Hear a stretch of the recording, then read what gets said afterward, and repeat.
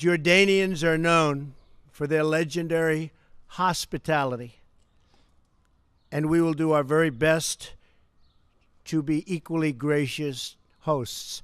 They're also known, however, I have to say this, for their fighting ability, and you are a great warrior, and we appreciate it. Thank you.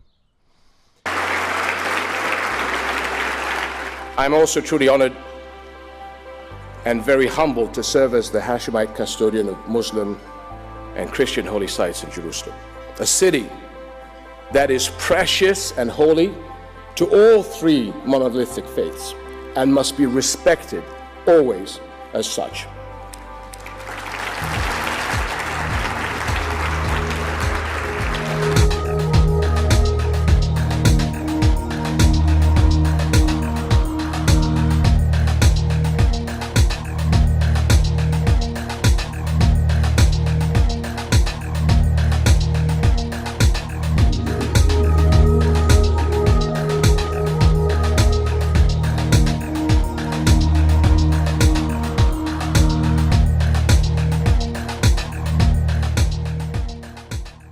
Jordanian service members have made tremendous sacrifices in this battle against the enemies of civilization. And I want to thank all of them for their really just incredible courage. So many have been lost, and we pay homage. So many. In King Abdullah, America is blessed with a thoughtful and determined partner. He is a man who has spent years commanding his country's special forces. He really knows what being a soldier is, that I can tell you. And he knows how to fight.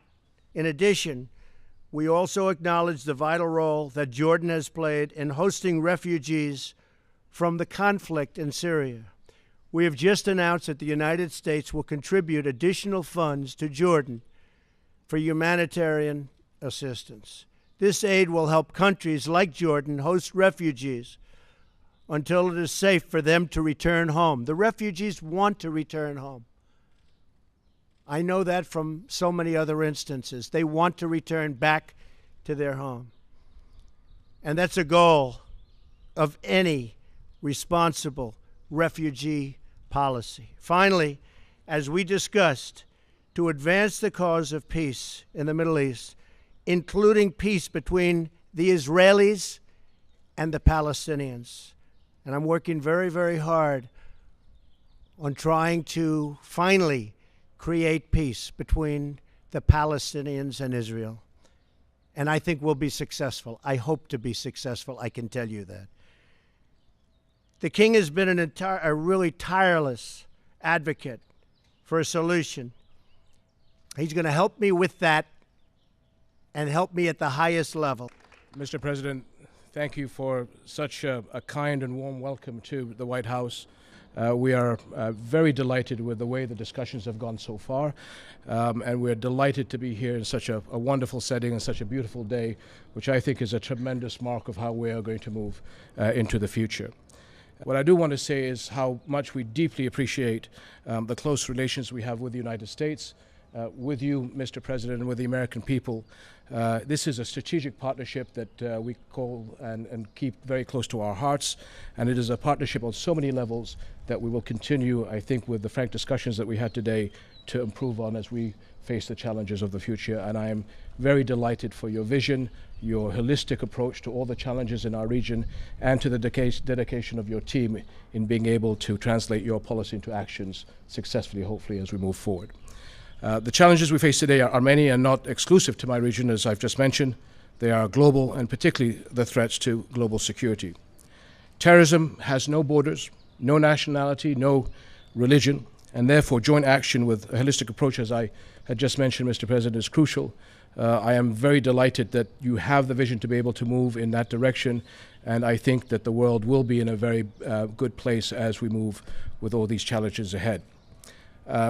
No doubt, with all the challenges that we face in the world, the role of the U.S. is key to all the issues that we have around the world.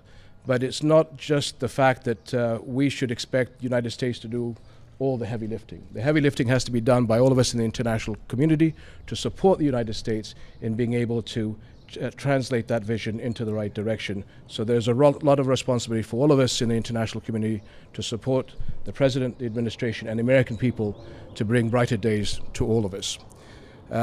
We are very encouraged with the President's determination to support Arab and Muslim states in their fight against terrorism, but it is not only the fight of terrorism inside of our societies, but we as Arab Muslim states standing behind the international community in being able to defeat this international scourge.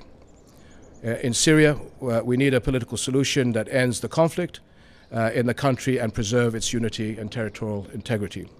As the President mentioned, the issue we discussed was the Israeli-Palestinian conflict, which is essentially the core conflict in our region. And the President's early engagement is beginning in bringing the Palestinians and Israelis together. Abdullah, America is blessed with a thoughtful and determined partner. He's a man who has spent years commanding his country's special forces. He really knows what being a soldier is, that I can tell you. And he knows how to fight. Jordanian service members have made tremendous sacrifices in this battle against the enemies of civilization. And I want to thank all of them for their really just incredible courage. So many have been lost, and we pay homage. Terrorism has no borders, no nationality, no religion, and therefore joint action with a holistic approach, as I had just mentioned, Mr. President, is crucial. I am very delighted that you have the vision to be able to move in that direction, and I think that the world will be in a very good place as we move with all these challenges ahead. As the President mentioned, the issue we discussed was the Israeli-Palestinian conflict, which is essentially the core conflict in our region. And the President's early engagement is beginning in bringing the Palestinians and Israelis together has been a very encouraging sign for all of us. So I think your message to all of us is a message of hope. And that's what I take away from this conference. And I thank you for all what you have done so far and all that you will do, sir. Who has spent years commanding his country's special forces. He really knows what being a soldier is, that I can tell you. And he knows how to fight.